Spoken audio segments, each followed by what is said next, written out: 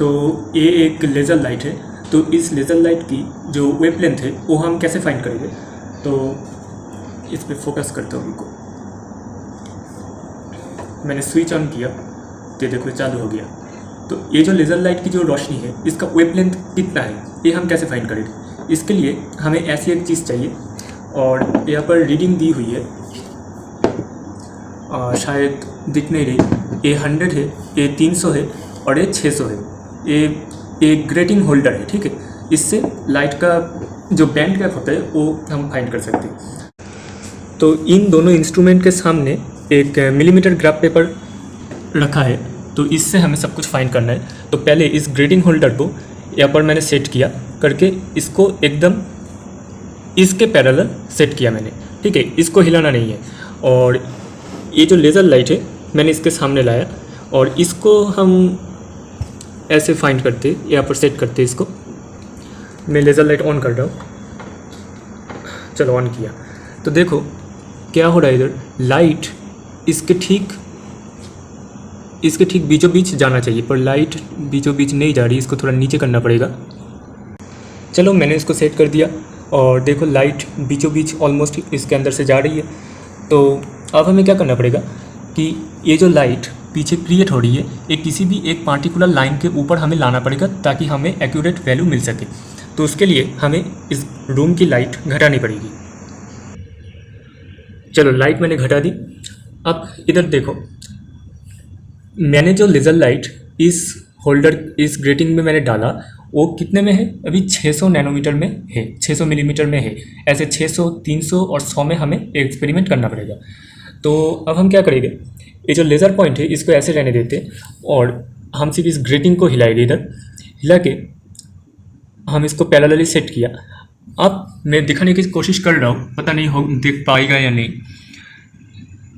देखो ये जो लेज़र लाइट है ये एग्जैक्ट किसी लाइन के ऊपर नहीं है, तो हम पहले उसको एक एग्जैक्ट किसी लाइन के ऊपर रखते हैं। लेज़र को मैंने यहाँ पर हटाया।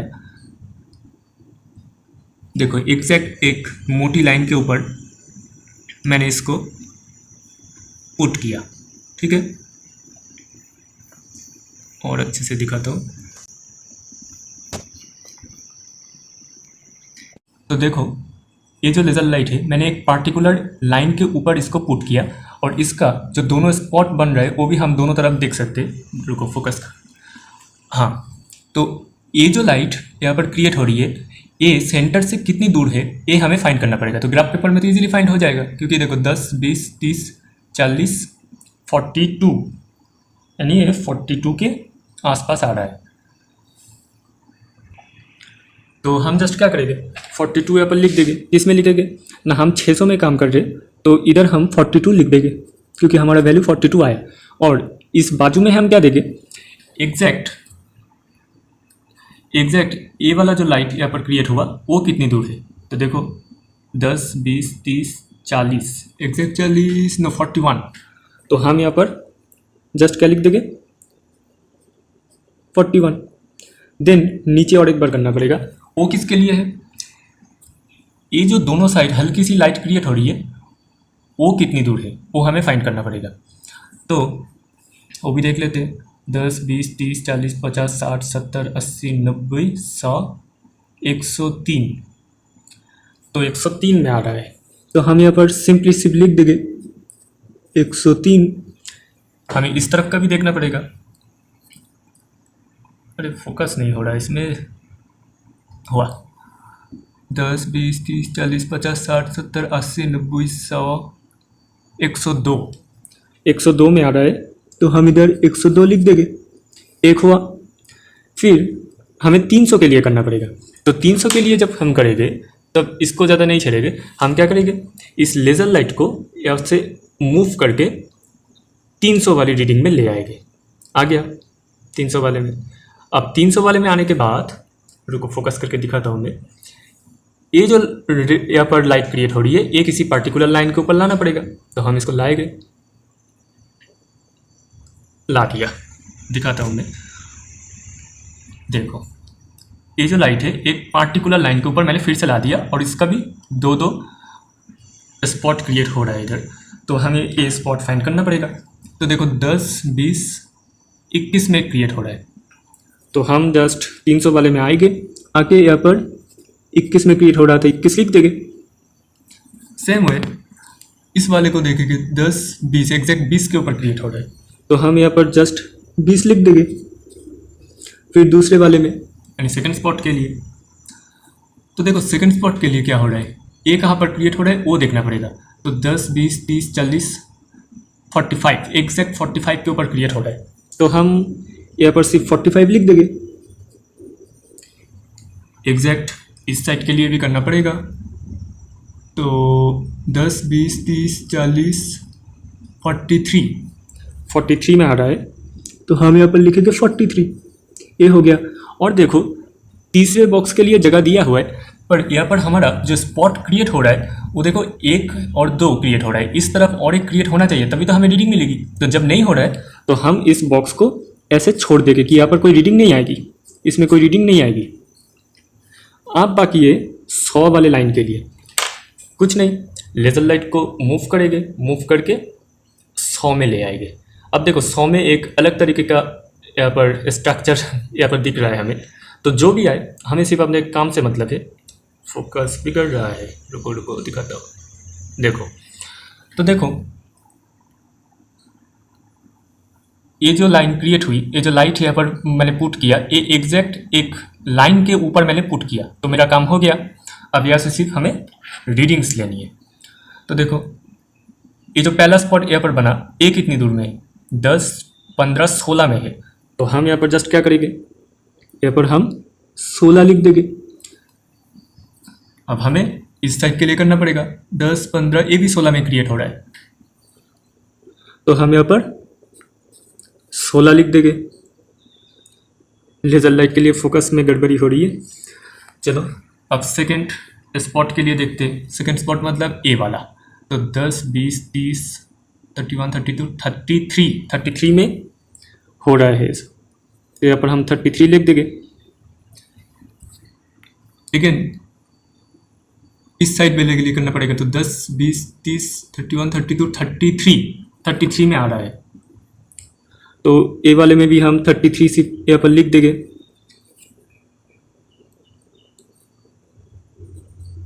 ठीक है। अब तीसरे स्पॉट, यहाँ पर देखो तीसरा स्पॉट बन रहा है, तो हमें रीडिंग लेनी पड़ेगी, पर बहुत ही धीमा बन रहा है। देखो ए वाला तो 10, 20, 30, 40, 50, 51 में बन रहा है, तो यहाँ पर हम सिर्फ लिख देंगे 51। ऐसे ही इस साइड के लिए भी करना पड़ेगा। देखो इधर क्रिएट हो रहा है, तो 10, 20, 30, 40, 50, 51, 52, 53 में क्रिएट हो रहा है, तो हम सिर्फ यहाँ पर लिख देंगे 53। ठीक है। तो देखो हमारे पास जितनी रीडिंग्स आनी चाहिए थी वो रीडिंग्स हमें मिल चुकी है। ठीक है। तो ये जो रीडिंग्स मिली, अब इस बॉक्स में हम क्या करेंगे, ये जो दोनों है इनका एवरेज निकलना पड़ेगा। तो 16, 16 तो इसका एवरेज होगा 16.0, 33, 33 सो 33.0, 51, 53 तो इसका एवरेज होगा 52.0, 21, 20 दैट मीन्स 20.5, 45, 43 मीन्स 44.0, 42, 41 मीन्स 41.5, 103, 102.5 हो गया। और हमें यहाँ पर ये डिस्टेंस भी फाइंड करना पड़ेगा, यानी कहाँ का डिस्टेंस, ये जो ग्राफ पेपर है और ये जो हमारा ग्रेटिंग है, इन दोनों के बीच में जो डिस्टेंस है वो हमें फाइंड करना पड़ेगा। तो तीनों के लिए अलग अलग हो सकता है, पर हमने यहाँ पर तीनों के लिए सेम ही रखे, क्योंकि हमने इसको कभी हिलाया नहीं, हमने सिर्फ लेज़र लाइट को हिलाया और ये सब एडजस्टमेंट किया और हमारा काम हो गया। पर कभी कभी काम जब नहीं होता तब इसको आगे पीछे करना पड़ता है, तो हमने आगे पीछे नहीं किया, तो तीनों के लिए सेम रीडिंग आएगा। तो इसको हम फाइंड कैसे करेंगे इसका डिस्टेंस, जस्ट एक स्केल लेके यहाँ पर रखेंगे, तो ये दिखा रहा है 11.4, तो 11.4 रीडिंग आ रहा है।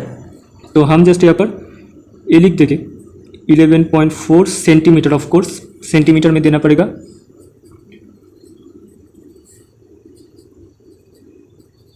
ठीक है। तो इसको हमें बाद में मिलीमीटर में कन्वर्ट करना पड़ेगा, क्योंकि ये मिलीमीटर का रीडिंग है।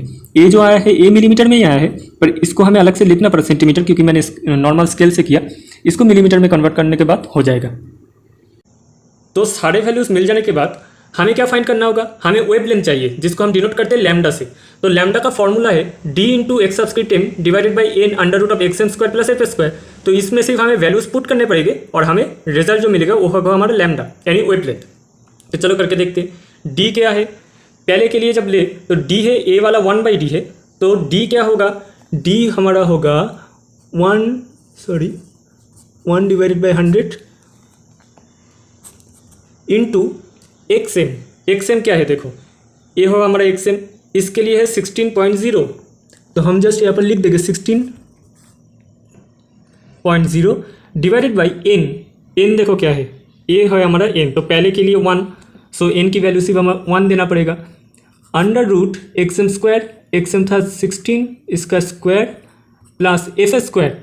अब एफ क्या है, देखो ये है हमारा एफ यानी वो जो डिस्टेंस था, तो 11.4 सेंटीमीटर है, यानी इसको मिलीमीटर में कन्वर्ट करें तो क्या होगा 114 मिलीमीटर, ये सब 114 मिलीमीटर होगा, ठीक है। सेंटीमीटर से मिलीमीटर में सिर्फ कन्वर्ट किया मैंने, तो यहाँ पर होगा 114 स्क्वायर।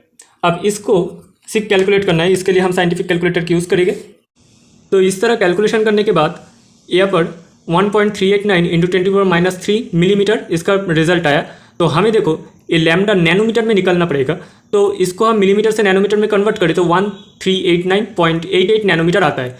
तो इसी फॉर्मूला से हमने यहाँ पर जो भी वैल्यूज़ थे उनका रिजल्ट निकाल लिया। फिर ये जो 3 का रिजल्ट है इसका एवरेज किया, ये तीनों एडिशन हुई डिवाइडेड बाई 3, देन इनका एडिशन उसका डिवाइडेड बाई 2, इनका एडिशन डिवाइडेड बाई 2, यानी तीनों का हमने एवरेज निकाल लिया। और इन तीनों का जो फाइनल एवरेज होगा वो होगा हमारा 848.83 नैनोमीटर। यानी हमने लैब में जिस वेवलेंथ का लेज़र लाइट यूज़ किया था उस लेज़र लाइट का वेवलेंथ क्या था 848.83 नैनोमीटर।